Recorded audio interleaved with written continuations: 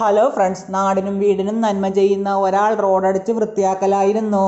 അപ്പോൾ റോഡ് സൈഡിലുള്ള ഒരു മാവിൽ നിന്നും മാവല അദ്ദേഹത്തിന്റെ തലയിൽ വീണു. ബോധരഹിതനായി അദ്ദേഹം നിലത്ത് വീണു. അപ്പോൾ അവിടെ വലിയ കാറ്റടിച്ചു. ആ കാറ്റിൽ ആ മാവല പറന്നുപോയി ഒരു വാഴക്കൈയിൽ വീണു. വാഴയുടെ കൈയൊടിഞ്ഞു.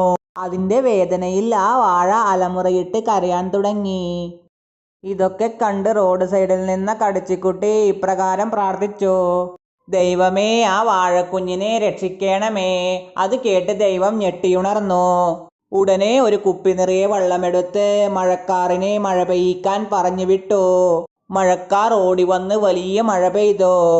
ആ മഴയിൽ ബോധരഹിതനായ വ്യക്തിയുടെ ബോധം തിരിച്ചു വന്നു.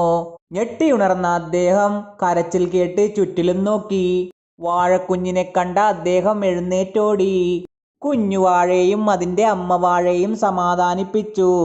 ഓടിച്ചെന്ന് അദ്ദേഹം ഓയിൽമെന്റും ഒരു തുണിക്കഷ്ണവും ഒരു കൊള്ളിയും എടുത്തുകൊണ്ടുവന്നു. വാഴക്കുഞ്ഞിന് അദ്ദേഹം മികച്ച ചികിത്സ നൽകി അതിന്റെ വേദന ശമിപ്പിച്ചു. ശേഷം അതിന്റെ അമ്മ വാഴയ്ക്ക് ഷെയ്ക്കാൻഡ് കൊടുത്ത് അദ്ദേഹം നടന്നുപോയി. വീഡിയോ ഇഷ്ടപ്പെട്ടാൽ സപ്പോർട്ട് ചെയ്യാൻ മറക്കല്ലട്ടാ.